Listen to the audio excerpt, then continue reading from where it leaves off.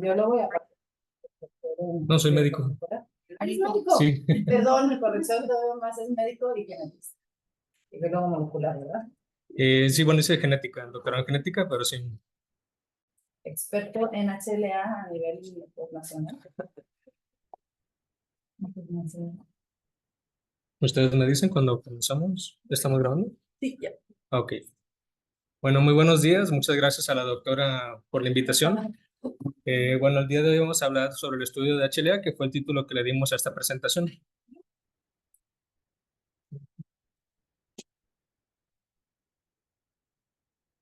Ok, antes de comenzar, bueno, como ya lo comenté ahorita, soy médico, hice el doctorado en genética y actualmente trabajo en la tipificación de HLA en laboratorio de citogenética.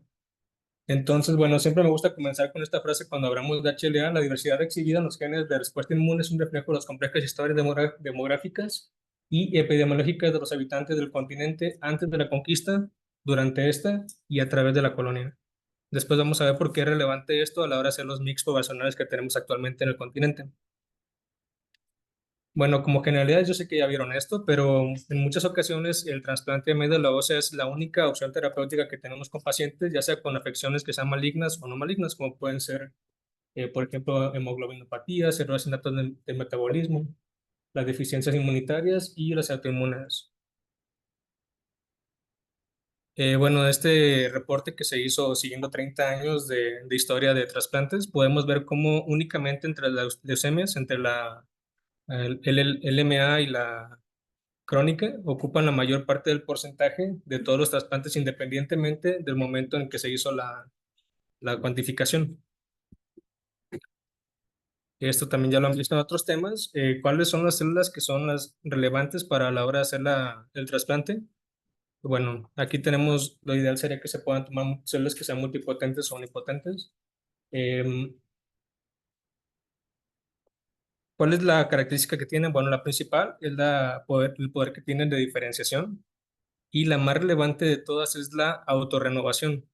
Como sabemos, necesitamos que se puedan tener conteos estables después de que se haga el trasplante de médula ósea. ¿Qué tipos de trasplante podemos tener? Bueno, lo principal, aquí vamos a ver las variantes que puede haber, son los ingénicos, halogénicos, los autotrasplantes, los exo que obviamente no aplican en este caso. Los ingénicos son muy poco comunes, es cuando tenemos un gemelo que también sea homocigoto, que lo podamos hacer de esa manera. ¿Cuál sería la diferencia con un halo cuando tenemos, por ejemplo, un valor de 8,8 con HLA? Sería que también los marcadores que tenemos para STR serían idénticos, ¿no? Porque son de un mismo origen. Entonces, por eso es que es poco común, tendría que ser la casualidad de que tenemos un paciente que tiene un gemelo y que todo concuerda. Bueno, ¿por qué es relevante HLA a la hora de los trasplantes? Nuestro principal temor con un paciente siempre es la enfermedad de injerto contra huésped. Como sabemos, no únicamente estamos haciendo el trasplante de células madres hematopoyéticas, también tenemos otros factores que pueden estar alterando la reacción. De hecho, ya hemos tenido pacientes justo que ocurre esto, ¿no? Que tenemos un HLA que es idéntico, todo aparentemente está perfecto, pero obviamente hay más factores interactuando. Seguramente lo han visto, pero bueno, lo principal cuando empezamos a ver la similitud que tiene un individuo con otro, la manera más básica de verlo sería con el sistema HBO-RH, pero no únicamente está esto involucrado, también tenemos al sistema menor de histocompatibilidad y bueno, en este caso hoy vamos a hablar del sistema mayor de histocompatibilidad. Para Estados Unidos, un candidato ideal para un allotrasplante es un paciente que sea compatible resonado, y esto ocurre únicamente en un 30 a 25% de los casos. Y bueno, entonces el éxito que vamos a tener con un paciente de un trasplante de células hematopoyéticas va a depender del grado de histocompatibilidad que tenemos. Por lo tanto, siempre es necesario, cuando tenemos un paciente candidato a trasplante, hacer la tipificación del paciente y los potenciales donadores. Entrando con HLA, ¿dónde se ubica? ¿Vale? Ajá, vasocorto cromosoma 6, exactamente. Los vamos a encontrar en 6p213. Como ya lo saben ustedes, tiene alrededor de 200 genes involucrados, están contenidos en 4 millones de pares de bases. Y lo interesante de esta región es que es la que nos da la mayor diferencia inmunogenética entre un individuo y otro, y únicamente están ubicados en esta región. Es muy curioso que en tan poco espacio estén pues, contenida toda esta información. Siempre uso esta imagen para que puedan ver la cercanía que tienen. No sé si hay un término que en hematología lo ven, pero es lo de distancia o centimorgan. Entonces, como están tan cercanos, nos permite que cada vez que se hace un brinco generacional, los genes de HLA se van a heredar de manera como en bloque. Esto lo llamamos nuestros haplotipos, ¿vale? Entonces aquí podemos ver cómo está más centromérica la clase 2, más telomérica la clase 1, en medio tenemos la clase 3, que realmente no codifica para HLA, pero obviamente todo va en tándem. De aquí lo relevante a mencionar es los de clase 1, como ustedes saben, siempre están representados únicamente por la cadena alfa, que es lo que nos va a dar la relevancia para la formación de la lámina beta. Y los de clase 2 están conformados por dos cadenas, la alfa y la beta. Por eso cuando ven un reporte siempre van a ver nada más que dice C y algo más de texto, o de R beta 1 y beta 2, o alfa, ¿vale? Bueno, aquí no se alcanza a ver, pero bueno, hace 100 millones de años se sabe que fue la diferenciación entre los organismos que son vertebrados y mandibulados. Desde aquí empieza a darse que todos los seres que están involucrados en esta parte de la diferenciación de la cadena comparten un sistema inmunitario. Entonces, podríamos considerar que de la manera más ancestral que tenemos de HLA vendría aproximadamente acarreándose desde estos millones de años. Si lo viéramos de forma lineal, HLA ahorita lo vimos cómo se ve en el cromosoma 6, pues así se vería, ¿no? Tendríamos toda esta cadena conformada por diferentes genes. Aquí marqué en rojo los que son más relevantes a la hora de ver un reporte. Como saben, los clásicos, los que nos importan para hacer un reporte son los del el A, B, C, los de clase 1, y el de Q beta 1 y de R beta 1 para clase 2. Y pueden ver entonces cómo aproximadamente en 7 megabases está contenida toda la información.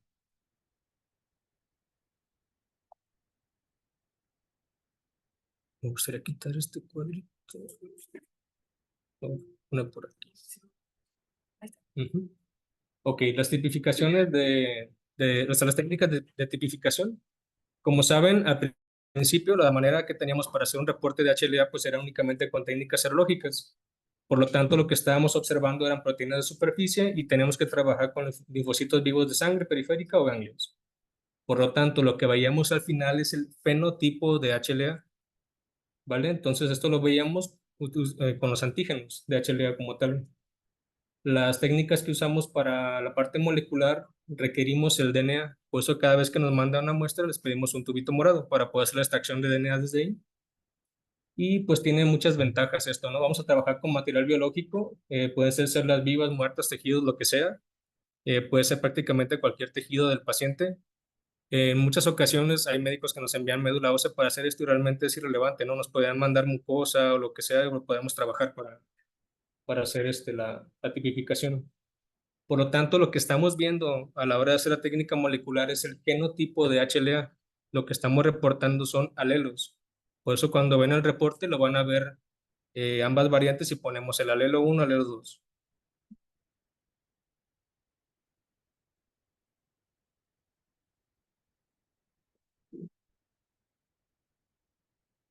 Bueno, entonces desde el 64 se han hecho consensos para ir estableciendo cuál es la nomenclatura para poderlo reportar.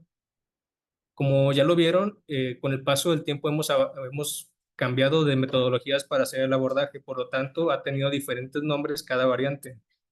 Van a encontrar su homólogo cuando tenemos un reporte de serología o cuando tenemos un reporte molecular. Y bueno, todo esto son consensos que se hacen a nivel mundial para ir tratando de establecer un mismo lenguaje entre todos los países. Muy bien, ahora yo les mencionaba que es muy complicado encontrar un paciente que sea similar a otro. ¿Por qué creen que sea esto? Bueno, lo principal son todos los isotipos que tenemos en los humanos para las variantes de HLA. Aquí tenemos un reporte que es el último que hemos tenido, es en junio del 2024. Cada 3 meses van haciendo reportes de todas las variantes nuevas que se van agregando. Hasta el momento llevamos 33.490 variantes reportadas. Aquí les puse colorcitos, en las que son muy polimórficas son las rositas. Pueden ver entonces como clase 1, básicamente todas las opciones de ABC son muy polimórficas, incluyendo también ADR beta 1. Las variantes que son polimórficas, que son aquí representadas en verde, las azules que son oligomórficas, que tienen unas cuantas variantes, y las monomórficas que básicamente aquí no existen, ¿no? O sea, porque es para la beta, pero este no es HLA. Entonces aquí podemos ver cómo siempre va ganando la HLA-B, es la que está mucho más representada. Actualmente tenemos reportadas hasta más de 10.000 variantes. Si gustan, les puedo compartir luego esta diapositiva, no pasa nada. Digo, igual tiene vigencia de 3 meses y ya después se va a renovar. Ajá. Entonces, cuando hablamos de conceptos de genética, siempre hablamos de dominancia, recesivo y todo eso, ¿no? Pero bueno, para HLA resulta que son codominantes. Ambas variantes van a estar representadas a la hora de hacer el análisis, ninguna es más importante que la otra.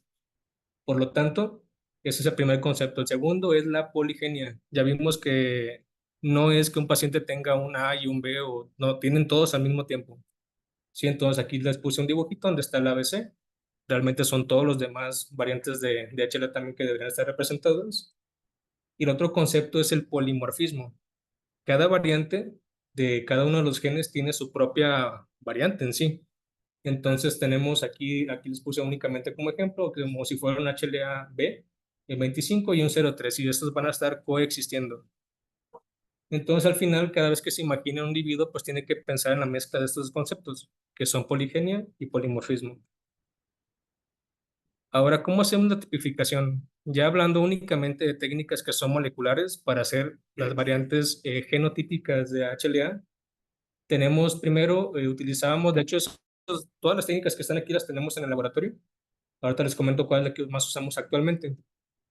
Comenzamos usando SCP para poder hacer la tipificación.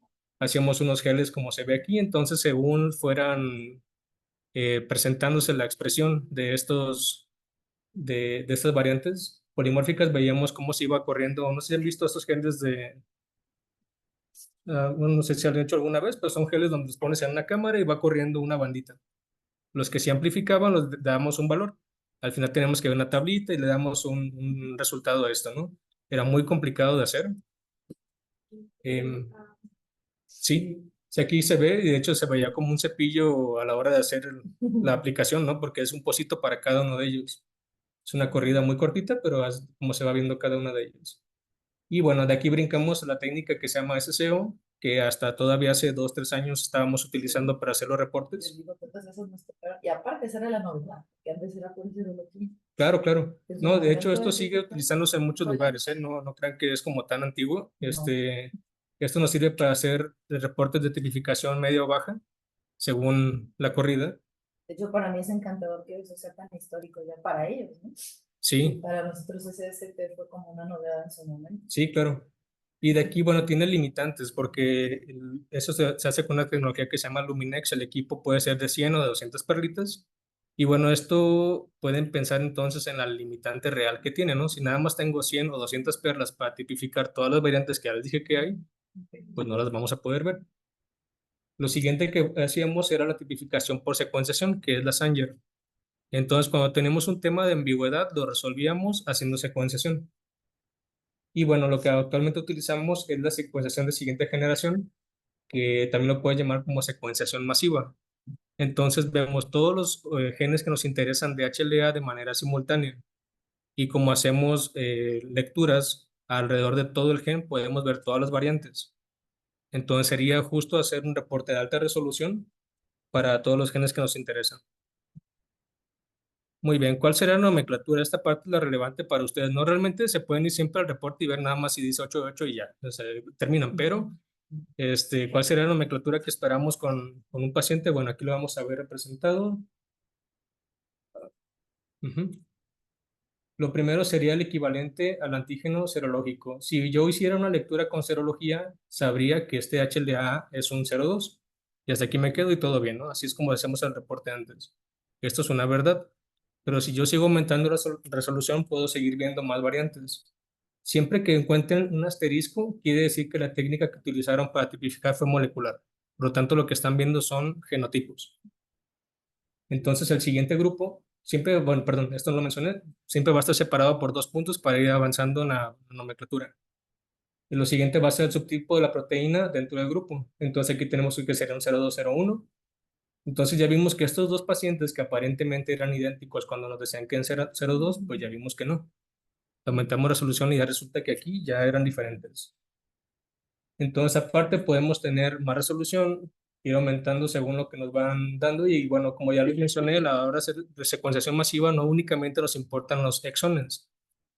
Se supone que es la parte que nos interesa, ¿no? Que es la parte que codifica y que los intrones son como si fuera material residual. Esto no es verdad. También las variantes intrónicas importan a la hora de hacer lecturas de HLA. Entonces, pues que les comento, a la hora de hacer una tipificación por secuenciación masiva, no únicamente vemos el exón, vemos al intrón y vemos con mucha profundidad.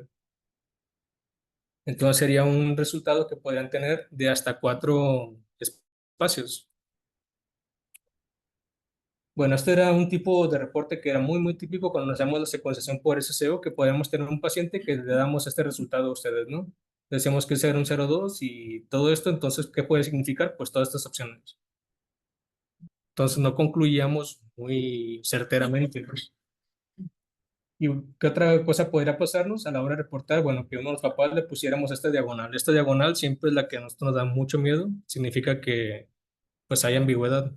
La metodología no alcanzó a resolver si se trataba de un 0,214 o un 0,212. Y bueno, aquí tapé los nombres, pues este fue un reporte de uno de nuestros pacientes, que lo tengo un ejemplo adelante con NGS también. Y bueno, así podemos entregar los reportes y esto es válido. No significa que la metodología no funcionó, sino que llegó a su límite y fue como se dio el reporte. Entonces, bueno, ¿qué pasaría a la hora que comparamos una metodología como SSO contra un NGS? Sería justo esto, ¿no? Podemos entregar un reporte que toda esta lectura que ven aquí sea válida y así es como la debería reportar porque todas esas opciones son posibles, o lo simplifico. En lugar de poner que es esta variante de A, pues bueno, les entrego y les digo, estoy seguro que es una 02, 01, 01 y ya. Sí, igual para si fuera un A24, pues en lugar de poner todo este texto, les puedo entregar este resultado. Y yo también tengo mucho más certeza de que ese es la variante que estoy presentando en el paciente. Entonces, bueno, aquí esta tablita es justo para poner cómo se tenía que reportar una variante con SCO comparado contra una de NGS, que es la columna de este lado. Y bueno, el paciente que les mostré, no, esta es otra familia. Ujú. Aquí tenemos aparte otra opción. Cuando vean yo les pongo un reporte que pone un NAE. Para las variantes que son DR beta 3, 4 y 5, no siempre están ligadas con una variante de DR beta 1. Entonces yo les puedo poner una lectura que dice así, que va a ser una no amplificación esperada, es porque no existe. No es que no salió, no fue exitosa, sino que no hay una opción para DR beta 3, 4 y 5. Y esto ocurre con las que son DR beta 1 o 0,8. Entonces cuando tenga un 0,1, yo nunca tendré que poner algo aquí. Si lo agrego, es que fue un error mío. Pues sí, eso no puede ser. Interpretación nunca debe dar ahí. Y bueno, este es un reporte donde podemos ver los porcentajes que tienen de ambigüedades que se han hecho con otras metodologías. Aquí todos estos hospitales que son muy reconocidos cuando utilizaban la metodología de SCO. Y bueno, cómo lo vamos a resolver teniendo una metodología con NGS. Básicamente no existirían reportes de ambigüedad con esta metodología. Obviamente es dependiente de la calidad de la muestra y del éxito de la corrida. Si tenemos una corrida exitosa, pues vamos a poder ver con mucha seguridad la variante que estamos buscando. Y bueno, este gráfico siempre lo agrego porque es muy interesante cómo con las metodologías de secuenciación se han podido agregar más variantes para HLA. Si viéramos un reporte del 84, pues las variantes eran muy limitadas. Entonces podemos ir viendo, ya les dije que hay hasta 33,000 opciones actualmente. Entonces, bueno, aquí está representado, ¿no? Independiente de si estamos viendo clase 1 o clase 2, ambas se están agregando más variantes según el paso de los años. Y bueno, o sea, así como siempre se los explico a los papás cuando van y me preguntan qué opciones tienen en cada uno de sus hijos, bueno, sería muy sencillo, ¿no? Ya mencionamos que están muy cercanos todos los genes del complejo mayor de histocompatibilidad. Esto me da una ventaja, que es que se van a segregar en haplotipos. Y pues aquí los tengo representados, ¿no? ¿Cómo serían las opciones que tiene un hijo de esta pareja? Entonces, por cada embarazo tendríamos estas cuatro opciones. O se va este azulito con este amarillo y me da este de aquí. O se va este azulito con este verde y me da este de acá. Y así para cada una de las opciones.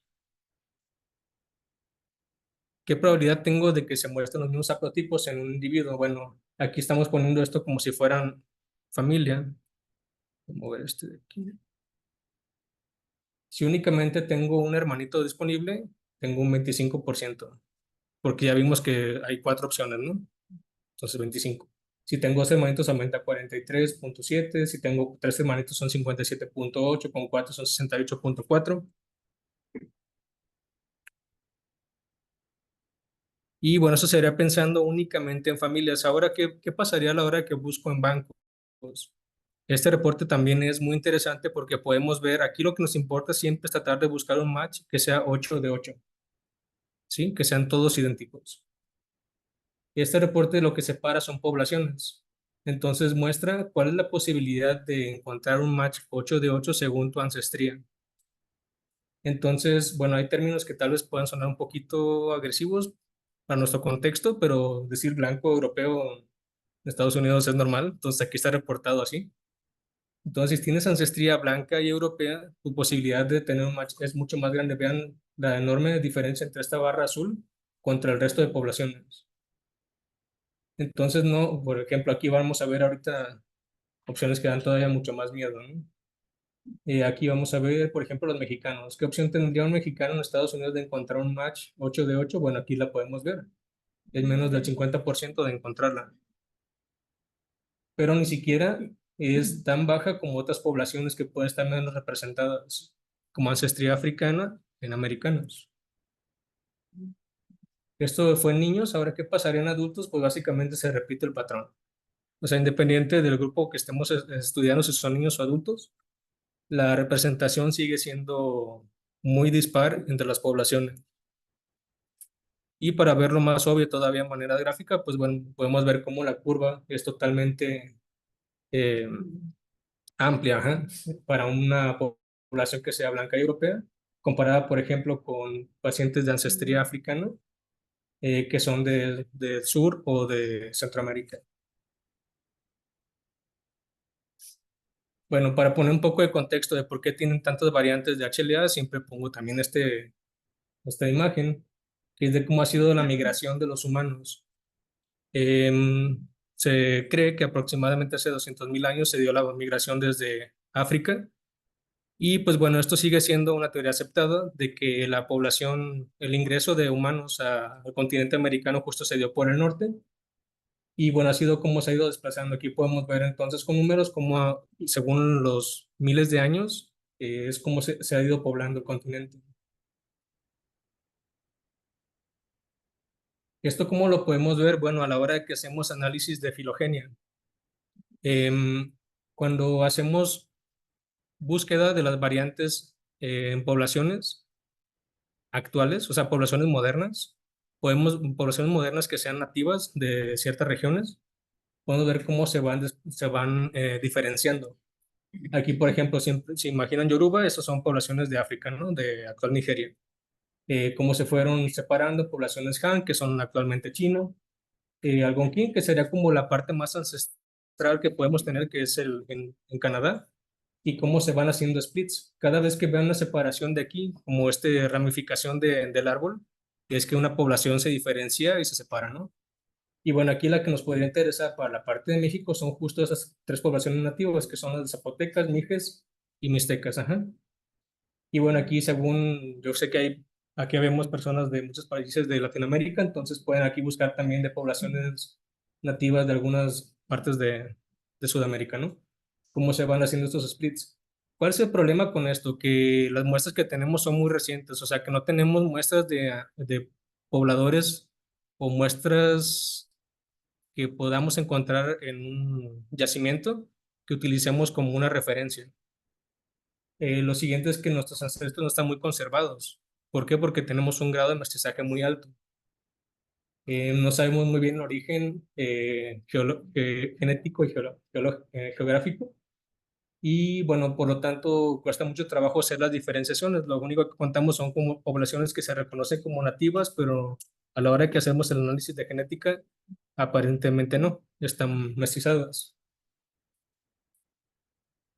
Y bueno, aquí siempre, como ya lo mencioné, lo que nos importaría es tratar de encontrar poblaciones que se encuentran justo donde se hacen las separaciones o ramificaciones del árbol.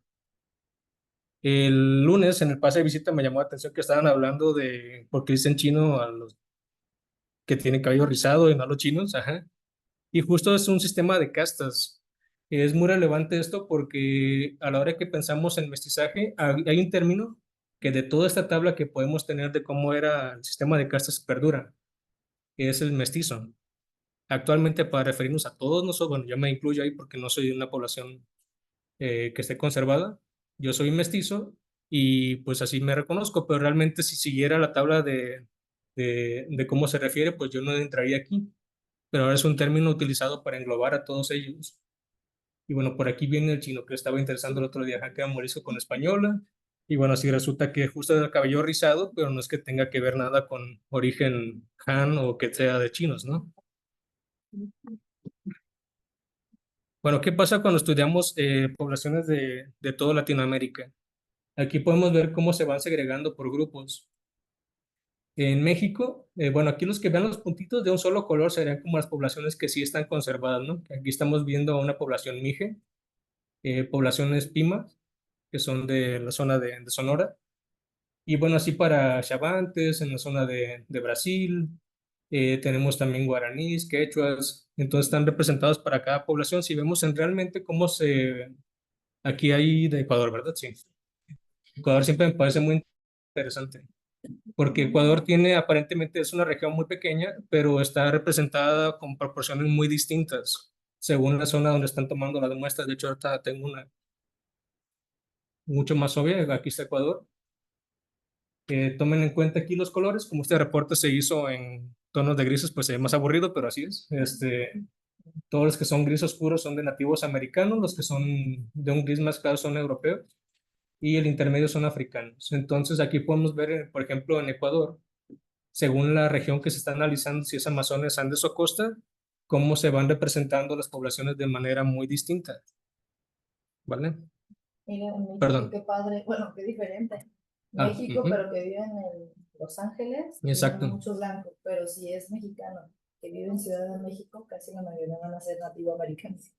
Exactamente, y por ejemplo, ahora veamos el ejemplo de Chile, que también está interesante. La distancia geográfica que hay entre Santiago de Chile y una región mapuche no es mucha.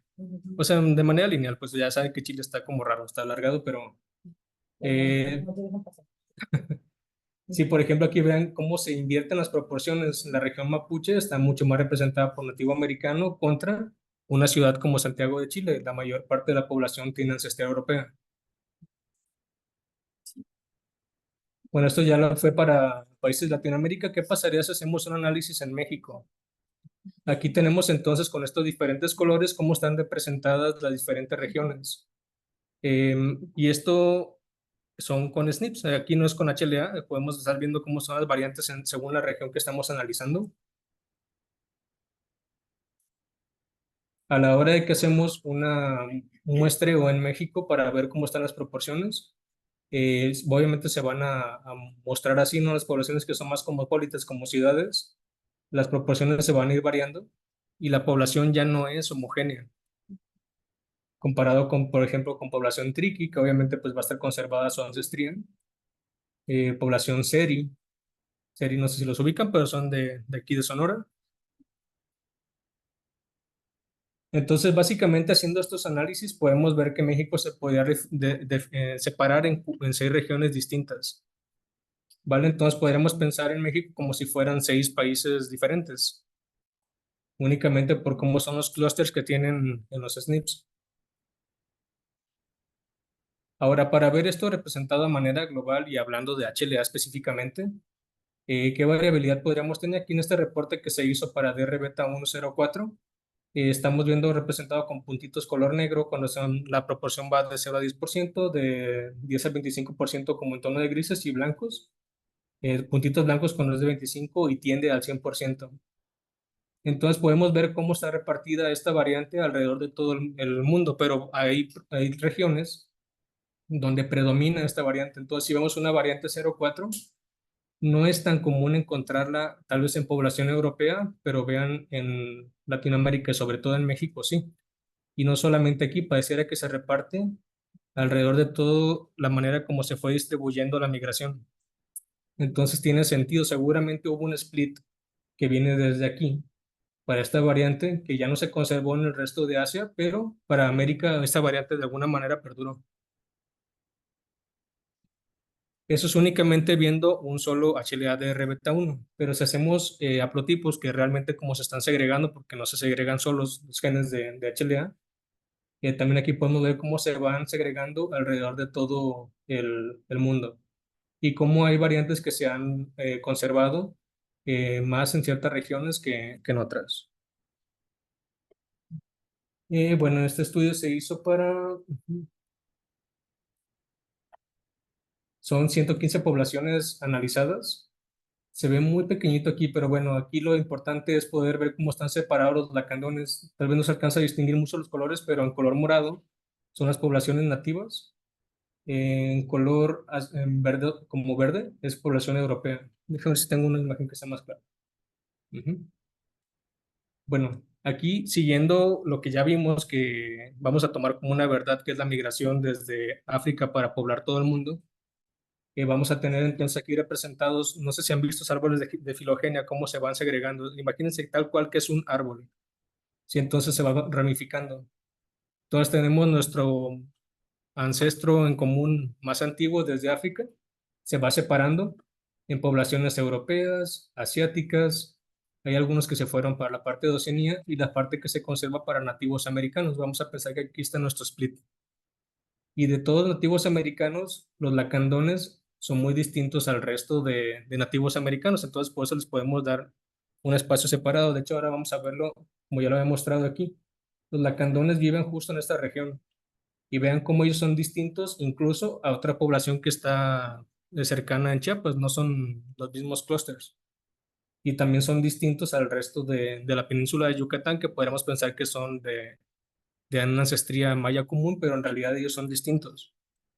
Esto lo podemos ver también siguiendo su HLA. Ahorita vamos a ver por qué es relevante esto, pero entonces el HLA siempre tiene una tendencia a una presión selectiva según los patógenos con los que está conviviendo el individuo que vive en esa región. Entonces, lo esperado es que en regiones donde hay mucha más variabilidad de patógenos, el individuo tiene que adaptarse a todas esas variantes. Porque lo estamos viendo ahorita desde el punto de vista como si fuera trasplante nada más, pero realmente las variantes de HLA son para que podamos defendernos de lo externo. Ajá. No, que hasta el doctor Oscar les dijo, es la molécula peor llamada, porque se descubrió por ser líquida, pues por rechazo de órganos sólidos. Sin embargo, su función es, ¿cuál es? La presentación de antígenos. O sea, que Exactamente. pues tiene todo que ver con tu medio ambiente, si está muy lleno de patógenos o no. ¿A qué te tienes que defender? ¿A qué te enfrentas día con día para sobrevivir? Exactamente. Entonces, lo que esperamos es que los polimorfismos sean mucho mayores o más variantes polimórficas en regiones donde también hay más variantes de patógenos, ya sean virus o bacterias. Bueno, haciendo un análisis únicamente en México, también siguiendo únicamente el HLA de mexicanos y utilizando este software que se llama Barrier, que es para hacer estructuras, es como si hiciéramos muros entre las regiones de México según las variantes que hemos encontrado HLA, pues básicamente lo podríamos definir en 4. Y esto ya teniendo el HLA en cuenta, no los SNPs. Entonces podríamos ver estas regiones que están representadas de manera distinta. Mira, Colima es no, me llama la Sí, atención porque es muy cercana sí, geográficamente, sí. De pero, hecho, ahorita tengo pero no también, genéticamente. ajá, también ahorita en una tablita vamos a ver cómo hay regiones que son cercanas a Jalisco y no se parecen nada. Perdón. Digo, también tiene que ver muchas veces con la muestreo, ¿eh? O sea, hay regiones que no están tan bien representadas. Pero bueno, haciendo el análisis únicamente de México, aquí podemos ver cómo se va segregando en un análisis de componentes múltiples. Em, ajá. Aquí vean, por ejemplo, y aquí está representado Jalisco. La distancia que tiene con un estado vecino como es Guanajuato es muchísima. De hecho, Jalisco se podría parecer tal vez un poco más a Baja California, que en distancia no tiene nada que ver, ¿no? Aquí está Jalisco, Baja California está acá, y la similitud que tienen en HLA es mucho mayor que con estados vecinos. Entonces tampoco nos asegura si hacemos un pool o un banco que sea del occidente, pues tal vez no va a ser tan útil, ¿no? Es porque necesitamos más representación. Y bueno, aquí poniendo los extremos, acá está Tlaxcala, que sería el estado que tiene una representación nativa americana mayor contra Chihuahua, ¿no? Que está en otro extremo, que son más parecidos a ancestría europea. Y bueno, aquí Jalisco está ahí como más o menos en medio. Ahora, viéndolo no tan gráfico, porque eso es un poco difícil de comprender las distancias, pero ahora viendo una tabla, aquí tenemos a todos los estados representados en cada uno de los ejes. Y vamos a ver, por ejemplo, creo que señal no sé si, ajá. Vamos a ver a Yucatán contra Baja California. Aquí, mientras el color tiende a blanco, es que menos se parecen. Mientras más tiende a rojo, es que son más similares. Entonces, si hacemos un banco de pacientes que son de Yucatán y que el paciente que va a necesitar el trasplante es de Baja California, pues básicamente va a ser imposible encontrarlo ahí, ¿no? Siguiendo lo mismo, si fuera de Tlaxcala contra Jalisco, nos parecemos poco. Y bueno, aquí podemos ver entonces cómo pareciera que podremos ir armando pools según las regiones que estamos analizando.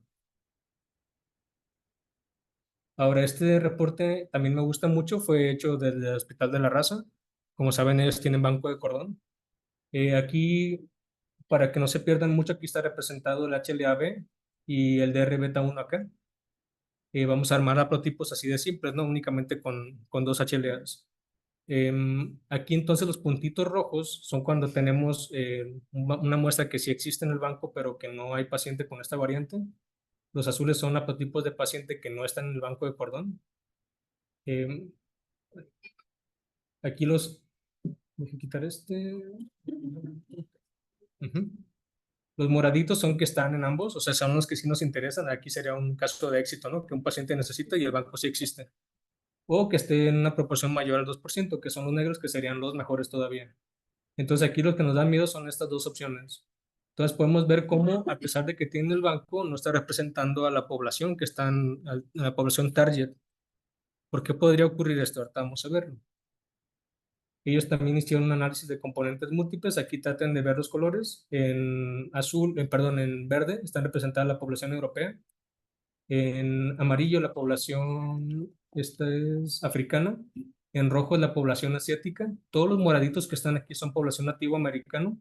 Los azules que se ven por aquí son los mestizos.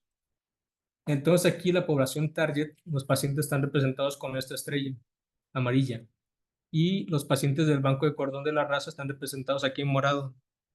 Entonces, a pesar de que son pacientes que fueron, o sea, cordones tomados en la Ciudad de México para pacientes que irían de la Ciudad de México, no se parecen, hay una distancia entre ellos. Y bueno, aquí si vamos a Guadalajara, pues menos, ¿no? Estamos muy lejos de parecernos a los del banco de cordón.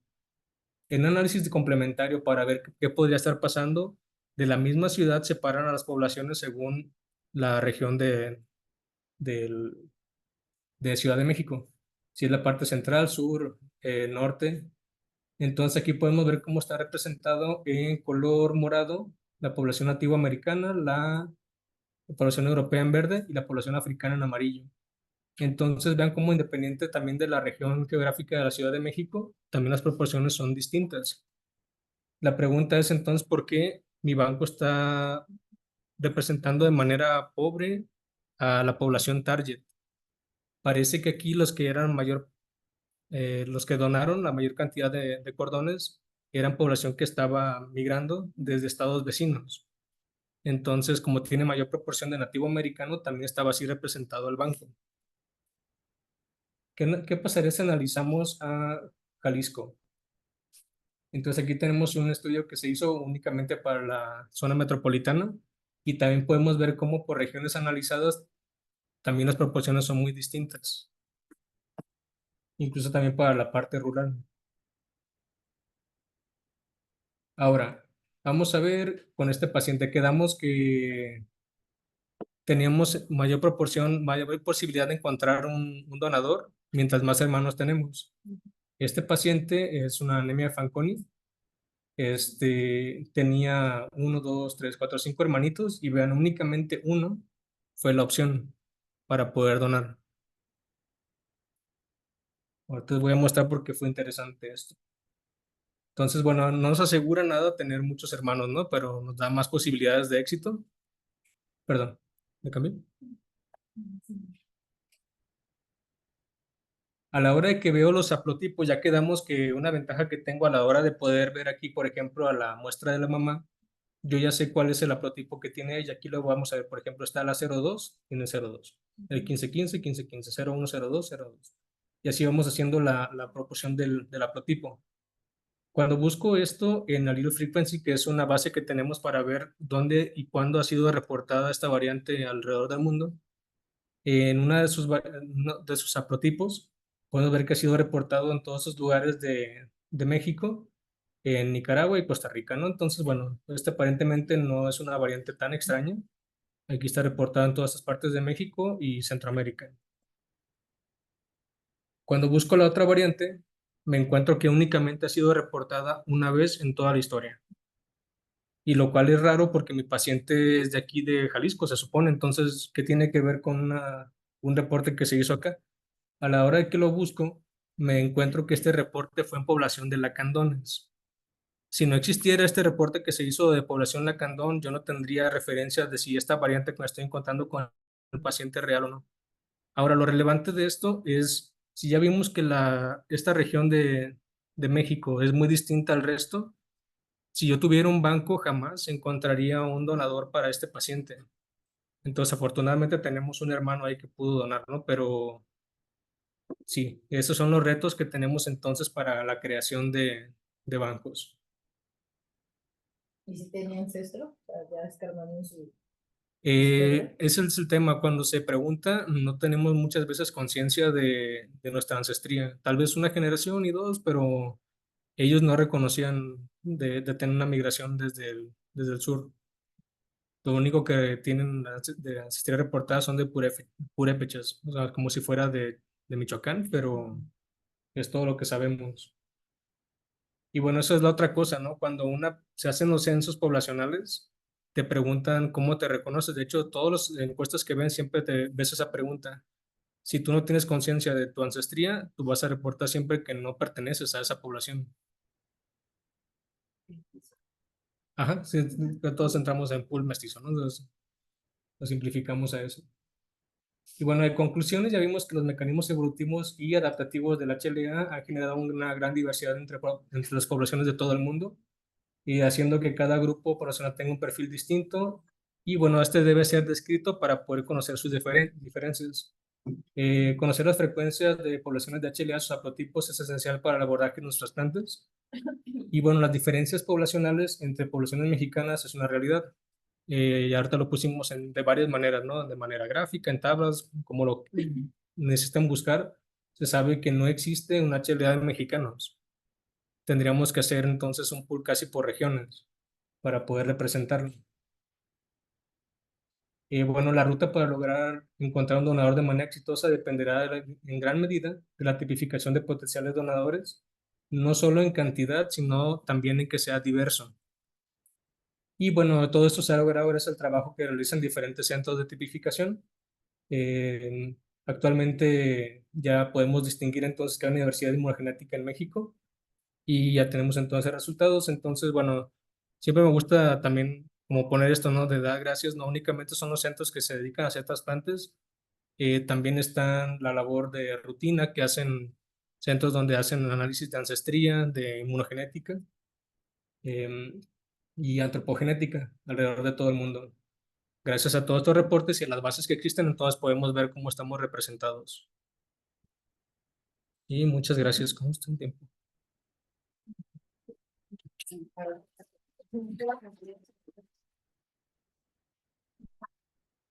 Un poquito querían ellas también saber, porque lo mencionamos, que era el PRA o qué implicación tenía, como tienen un poco que ver con HLA, aunque no esté preparado. Si tienen dudas ustedes, tienen dudas de esto, al menos así que se las entendí yo, lo pueden aprovechar ahorita.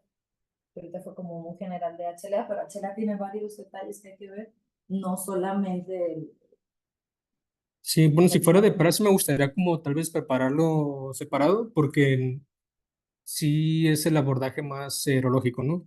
Ahí, o sea, hablando sobre anticuerpos, de hecho eso lo podríamos hacer y me gustaría mucho si es de interés también para el servicio, que creo que sí. Nosotros de hecho estamos luchando de nuestra parte para que se tengan insumos para incorporarlo exactamente, porque esto lo podemos hacer con el mismo Luminex. O sea, Luminex ahorita tal vez quedó en segundo plano con NGS, pero con Luminex podemos seguir trabajando esta parte, entonces pueden entregar reportes que sean complementarios y eso cada vez que se va a requerir para cada paciente. Pero si tienen alguna duda, igual de lo que vimos o quieren que regrese alguna imagen. o que ustedes hayan revisado y no tengan alguna duda. Una duda. Tú hablabas de 8 de 8, pero uno ve reportes de 6 de 6, 10 de 10, ¿de qué depende? Sí, es la cantidad de alelos tipificados. Por ejemplo, déjame regresar una imagen. Yo actualmente ya no pongo 8 de 8 porque ya no hago únicamente 4. O sea, quiero que se aterricen mucho en la práctica. Esa es una pregunta práctica, ¿no? Y Sí, aparte, este es un supercentro. No todos los centros se van a reportar así. De NGS, la sí, mayoría. muy buena pregunta, doctora. Sí creo que es relevante porque al final de todo lo que hablé ahorita es una parte más de investigación, ¿no? Que es la parte que a mí me interesa, justo porque soy médico, investigador, todo eso me interesa, pero lo que ustedes van a ver al final es una tabla como esta. Y yo aquí abajo esta parte no la agregué, pero justo agrego cuánto de similitud tiene el paciente que me interesa contra sus donadores. Aquí estoy, bueno, aquí tuve que quitar los nombres, pero cada barrita que ven aquí, o cada fila, perdón, que está en blanco o gris, va representando a cada persona. Entonces, cuando tienes un reporte que dice 8 de 8, significa que analizaron 4 genes. Cada gen va a tener su variante alélica. Entonces tendrías 2 opciones por cada uno de ellos que te darían los 8. Si tienes la similitud en la tipificación de todas estas variantes, te va a decir 8, diagonal 8, y es como si fuera un 100% de compatibilidad. Ajá. Yo aquí, por ejemplo, tengo 1, 2, 3, 4. Aquí son 3 en realidad: 5, 6, 7, 8, 9, 10, 11. Sí, mi kit con el que analizo esto se llama justo 11 loci. Yo de aquí estas opciones, pues yo no puedo tener las 3 al mismo tiempo. De hecho, hay veces que no tengo ni una. O sea, porque ya vimos que con DR beta 1 puedo no tener ni una sola de ellas. Entonces, mínimo te tendría que reportar 9, 1, 2, 3, 4, 5, 6, 7, 8, 9. Por 2 serían 18. O sea, yo te daré un reporte que sería 18 de 18. Ujú. Entonces, sí depende del reporte. La mayoría de los análisis que se han hecho, por ejemplo, estos reportes, para tratar de unificar, aparte vean aquí el año, esto fue del 2014. Para tratar de unificar metodologías, lo mínimo que podríamos hacer es con SCO. Y con SCO, con la limitante que tenía de lo que podíamos leer y los reportes que tienen una utilidad clínica, mínimo con que te entreguen 2 genes de clase 1 y 2 de clase 2 para armar prototipos, sería como el 8.8, pero sería como el reporte mínimo que casi en todas partes del mundo encontrarías. Ajá. Sí, entonces, perdón, Bueno, doctora. una cosa que, por ejemplo, cuando estás buscando un donante no relacionado, obviamente no te le van a hacer NGS a todos, ¿verdad? Imagínate el costo que esto implicaría. Entonces empiezan haciendo una serología y si de la serología comparten la primera, entonces ya se van a las pruebas de resolución intermedia o alta según lo que tengan para ir identificando el mejor donante. O sea, no empiezas haciendo la NGS a todos. Claro. Pues el costo-beneficio sería grande y vas a encontrar muchas variantes. ¿No? Sí.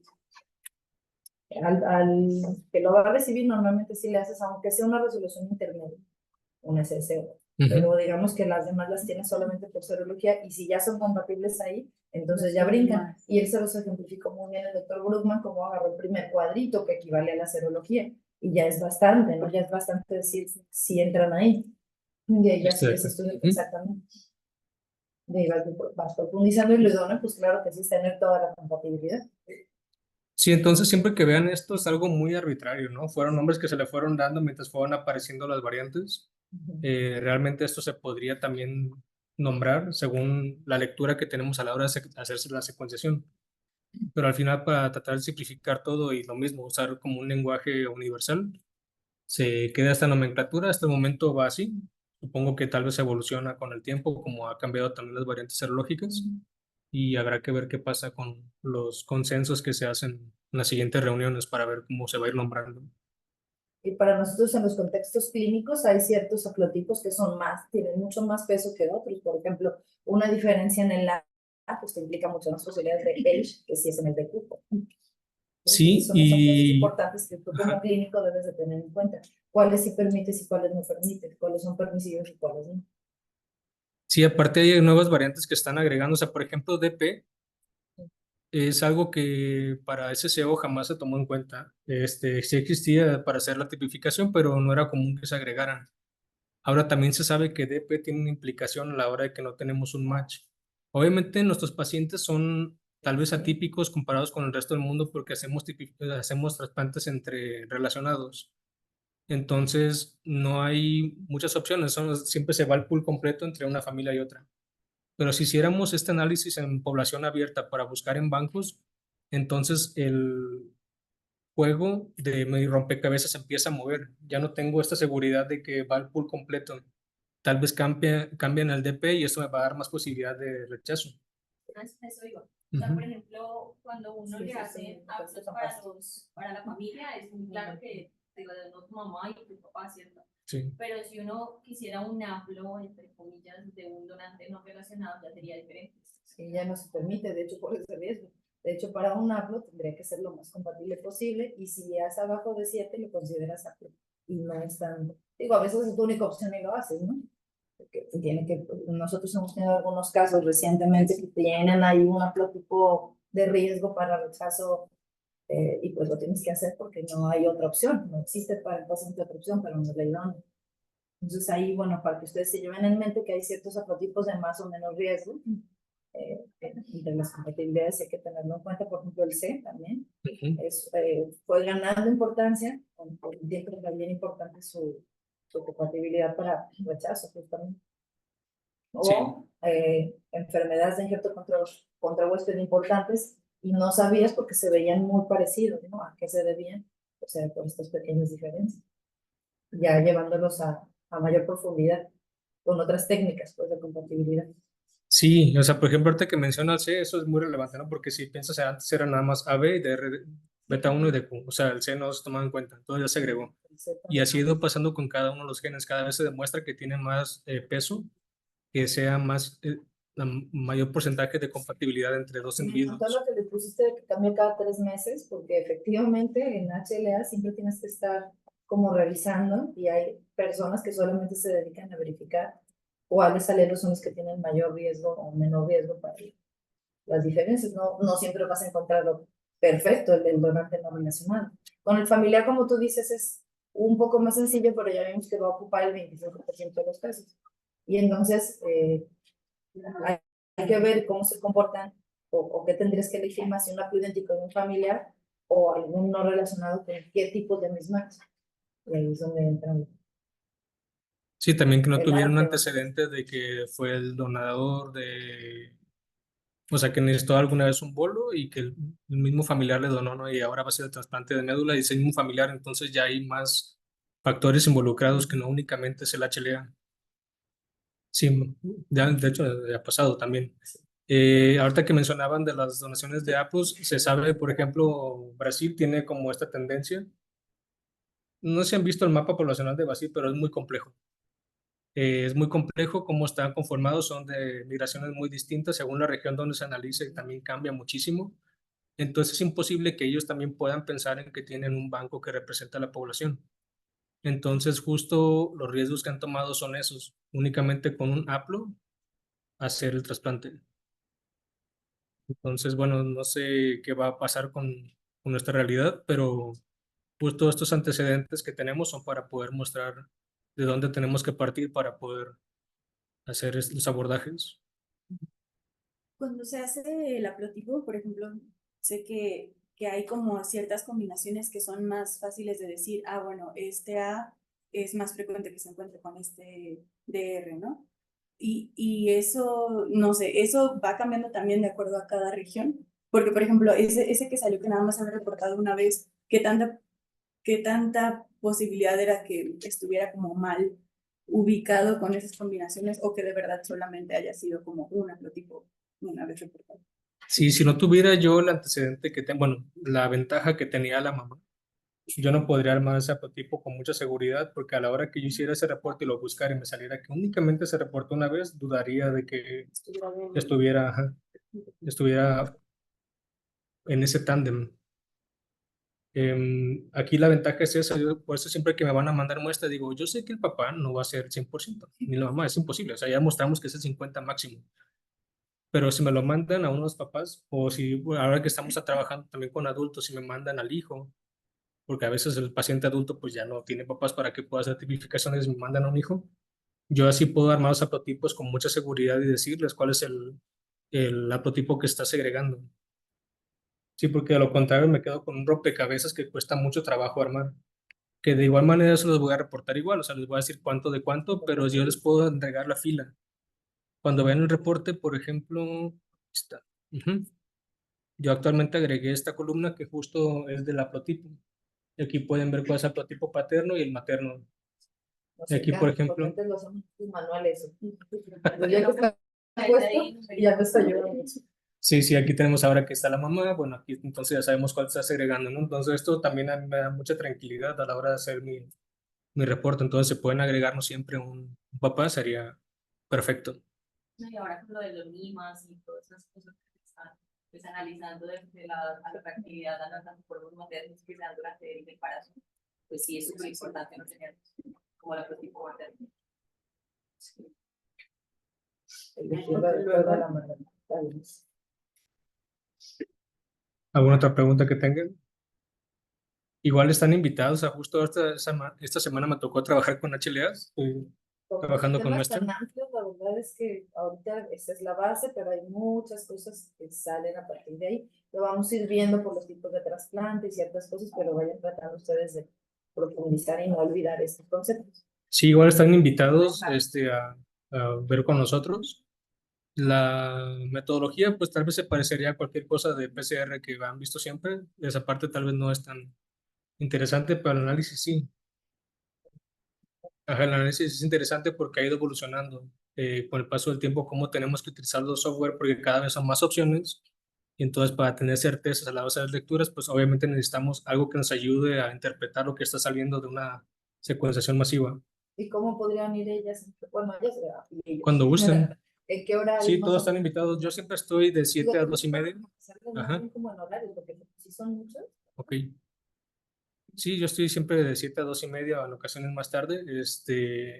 Hay semanas como esta que me tocó justo trabajar con HLA y estoy haciendo los lunes, martes, miércoles, sí, hoy me va a tocar también. Entonces puede ser en cualquier momento. Me avisan nada más si tienen un espacio. Yo creo que no hay problema con los doctores, obviamente. Podemos ver ahí en el software para ver cómo son los análisis.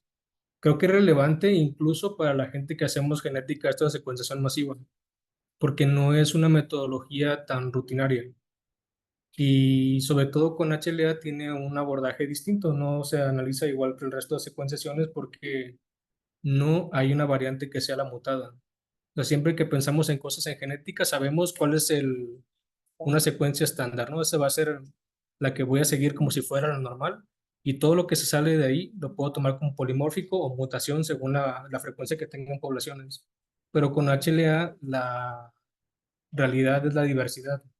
O sea, aquí no tenemos una variante que sea normal, no puedo pensar que la variante que tiene la doctora es la normal y todos ustedes están mutados, no, o sea, todos son opciones viables. Ajá, patrones únicos podemos pensar también.